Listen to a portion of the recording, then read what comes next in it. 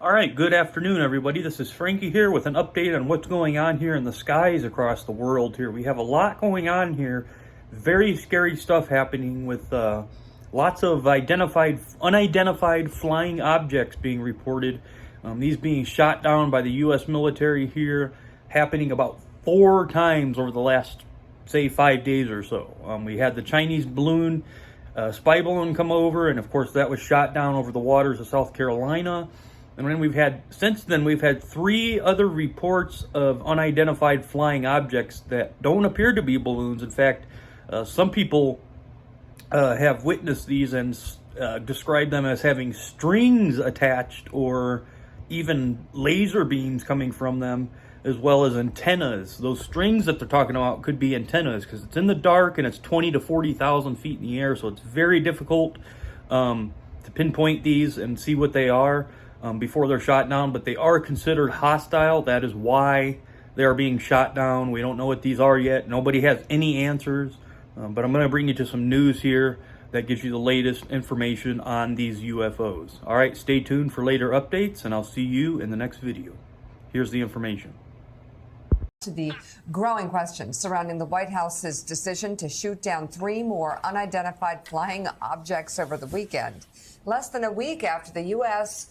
military brought down a suspected Chinese spy balloon off the coast of South Carolina, the skies were active again.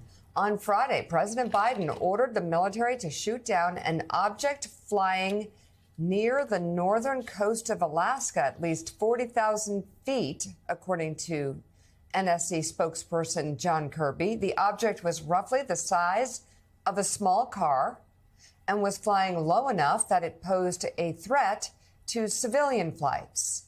On Saturday, at the request of Canadian Prime Minister Justin Trudeau, U.S. fighter jets shot down another object, which was small and cylindrical, flying over the country's Yukon territory. Later on Saturday, U.S. aircraft were sent to Montana to investigate an anomaly picked up on radar, but according to the Defense Department, they were unable to find the source. Officials say the radar blip reemerged overnight on Saturday, and after floating over Lake Huron near Michigan, President Biden made the call to bring it down. It was described as an octagonal structure with strings hanging off of it with no discernible payload.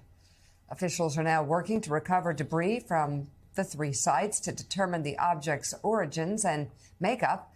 Though winter conditions in Alaska and Canada are making that difficult, the objects are said to all resemble each other and not the suspected Chinese spy balloon shot down earlier this month.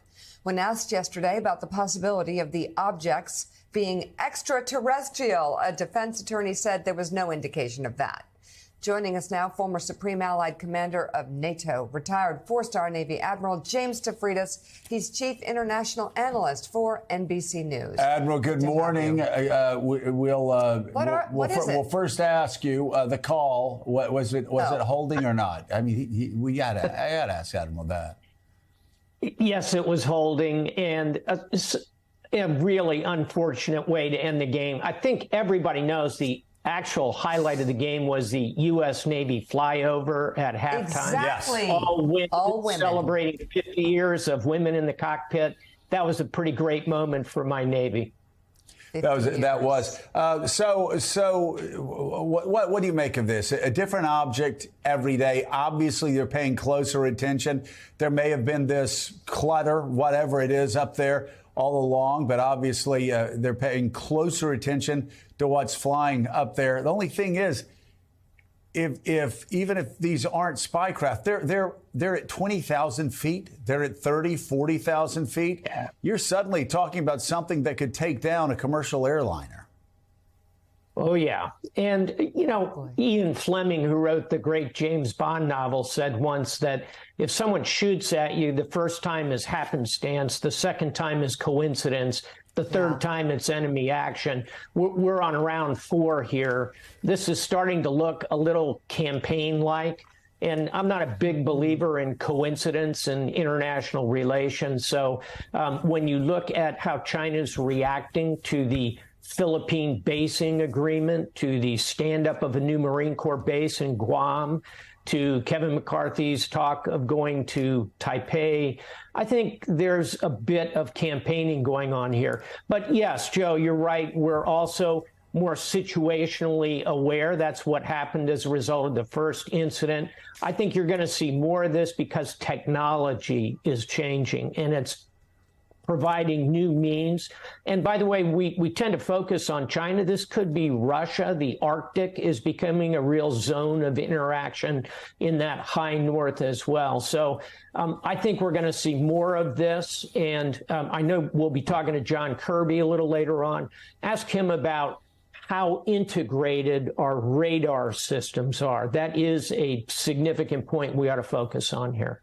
Yeah. Jonathan Lemire, what's the White House saying? They haven't said much to this point, Joe. We expect to get a more substantial briefing today, and we'll certainly, as just noted, we'll hear from John Kirby in an hour or so. This, of course, Friday is when they announced. I was in the briefing room at the White House on Friday when Kirby did announce that the shooting down of that object over Alaska, and then we've had a couple more over the weekend. Frankly, that Navy flyover at the Super Bowl, surprising they didn't shoot one down while they were at it, considering such a trend, Richard Haas. My question for you is that we just heard this morning, just a couple hours ago, Foreign Ministry in Beijing has said, hey, the U.S. has flown 10 balloons over our skies since 2022. We know they spy on us. We spy on them. What's the sense here? Is this something that it's always been happening and just now there's more attention to it? And part two, this only is inflaming tensions between Washington and Beijing. What can be done about that? Well, on part one, my guess is this was not an area that either side was focusing a lot on. Now we're focusing a lot more on it. It's quite possible some Chinese agency, some Russian agency had decided this was almost an area you could go in the same way that we do with satellites. So my guess is it's been going on for some time. We're noticing it a lot more now. I think the question is, does it continue to go on? We don't know who may have authorized it in China or Russia or wherever. The real question is, do political authorities step in and say, and it gets to your second question, we've got to stop this or slow this down. Whatever intelligence gain we're getting from this is not worth it. Clearly, this has now become highly controversial, if not unacceptable. And if we want to get the relationship back on track, we want to get the Secretary of State, say, to Beijing, we've got to cool it on this. But my guess is this was an area that there was a lot of activity in, wasn't noticed, now it's being noticed, and now the rules of the game are going to change. Well, Admiral, chances are very good if the Chinese are doing it, we're doing it, and probably doing it better, and they're not being able to detect our objects that are floating over their country. I mean, if you know anything classified, please don't reveal it here. But, it's kind of like when people were talking about, the Russians are able to hack into our computers. They said, just please, just wait. And then, of course, in the Mueller report, we found out that as they were hacking, we knew what base was doing it, what building was doing it, what person sitting at what desk was doing it, what keystroke they used to do the things that they were doing. So that's what I'm saying. I mean, we can protest and beat our chests and scream and yell and say this is the worst thing ever. Chances are good we're probably doing it and doing it better, aren't we? Well, let's just say we are pretty damn good at listening all around the world, from space and every other place. Yeah.